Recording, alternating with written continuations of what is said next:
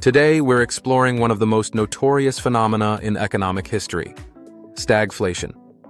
U.S. inflation remains stubbornly stuck at 2.8% in 2025's. Fed Chair Jerome Powell recently warned, we may be entering a period of more frequent and persistent supply shocks.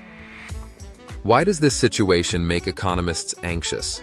Because of the nightmare of 1970s stagflation 50 years ago. Back then, inflation and unemployment soared simultaneously, forcing economists to rewrite their textbooks. Today, we'll analyze the similarities and differences between the 1970s economic disaster and current sticky inflation, examining the lessons Paul Volcker's shock therapy offers for today. The 1970s, when economic wisdom collapsed.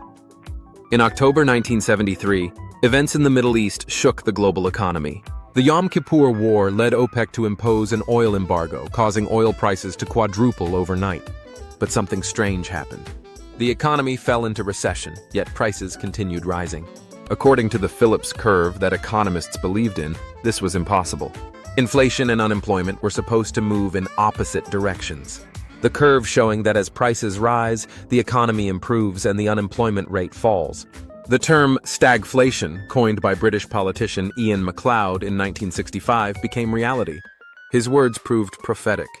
We now have the worst of both worlds, not just inflation on the one side or stagnation on the other, but both of them together. The U.S. situation was devastating.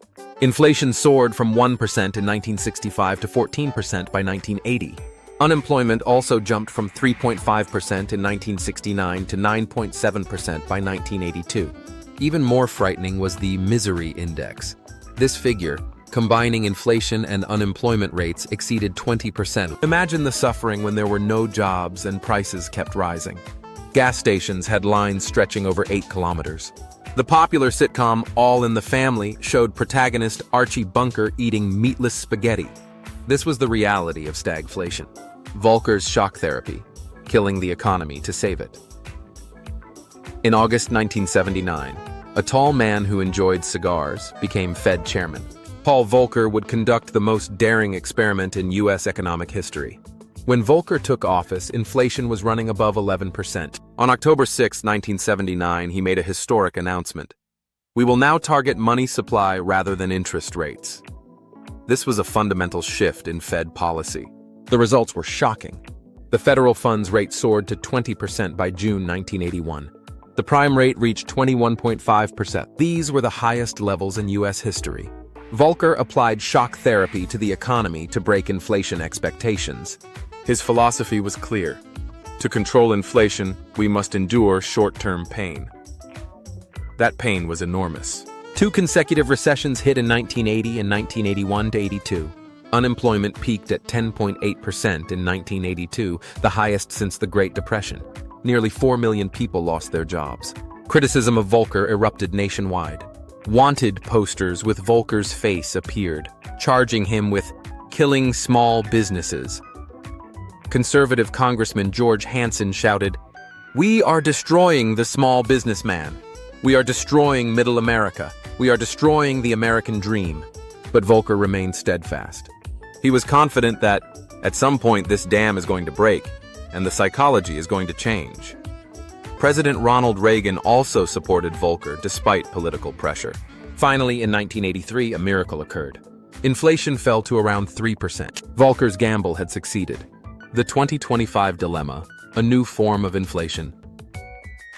Now let's return to 2025. How does the current situation differ from the 1970s? The numbers are much better.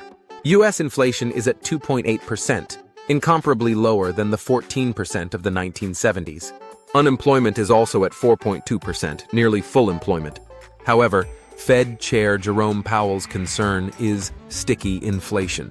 It approaches the 2% target, but refuses to fall below it. More serious is what Powell calls the era of supply shocks: pandemic, Ukraine war, and Trump administration tariff policies. Supply shocks similar to the 1970s oil crisis are hitting consecutively. Powell recently warned that Trump's tariffs are larger than expected and likely to raise inflation and slow growth.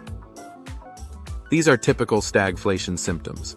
But there's a crucial difference from the 1970s: inflation expectations. In the 1970s, people believed prices will keep rising. This psychology actually fueled price increases. Today is different. Long-term inflation expectations remain around 2%. This reflects the Fed's hard-earned credibility. Another difference is energy dependence.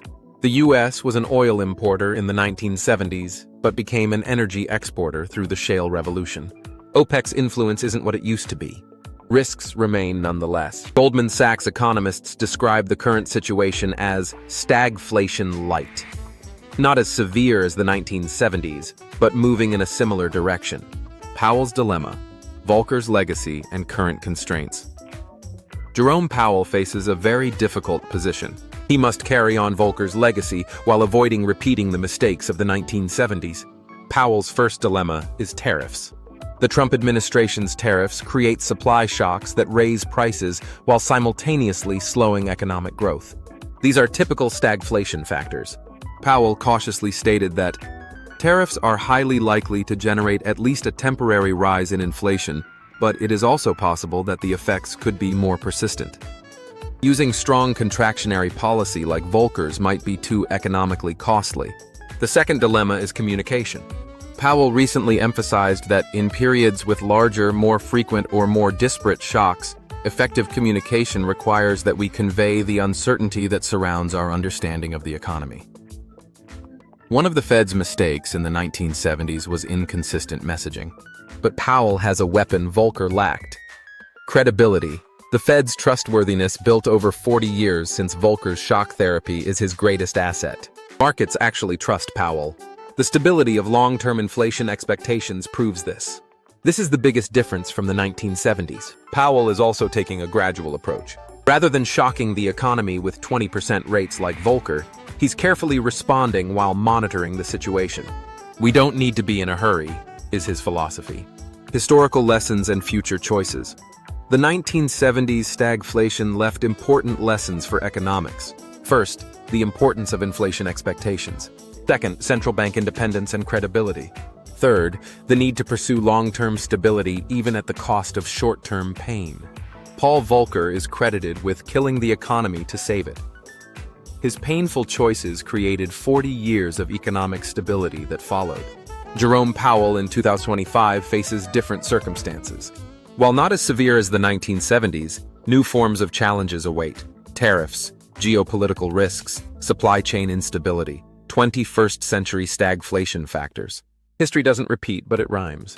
We'll watch how Powell applies Volcker's wisdom to the present and whether he can prevent another inflation nightmare. In the next episode, we'll analyze current tariff policies through the history of trade wars. Don't forget to subscribe and like.